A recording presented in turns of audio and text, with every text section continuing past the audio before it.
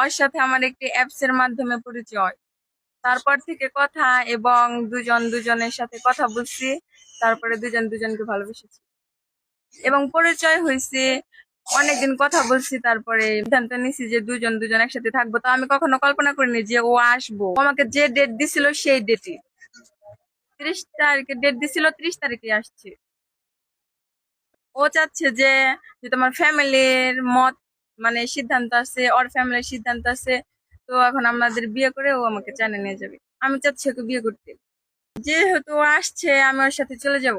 যেহেতু ও কোনো ধর্ম মানে না, তো পরে আমি বলছি যে আমি মুসলিম ধর্ম গ্রহণ করবো। আমি বাংলাদেশে যাওয়ার পরে আমি মুসলিম ধর্ম গ্রহণ করব। ও মুসলিম ধর্ম গ্রহণ করার পরে আমাকে বিয়ে করবে, তার আগে বিয়ে করবে না। পাসপোর্ট না হওয়া পর্যন্ত তো আর নিয়ে যেতে পারবে না। আমার পাসপোর্ট হওয়া পর্যন্ত অপেক্ষা করবে। আমার মেয়ে যদি ওই জায়গায় যায় যদি শান্তিতে থাকে, তাহলে এখন আমরা কি করবো মোহন? তাহলে আমাকে তো রাজি হওয়ার লাগবো। কারণ আমার মেয়ে যে ওই জায়গায় যায় যদি শান্তি পায়, তাহলে আমরা শান্তি পাই। আমার ভাগ্নি, অবশ্যই আমি এই বিষয়গুলো জানতাম না। আজকে হঠাৎ করে ঢাকার থেকে আমার ভাগ্নি আমার বাসায় আইছে।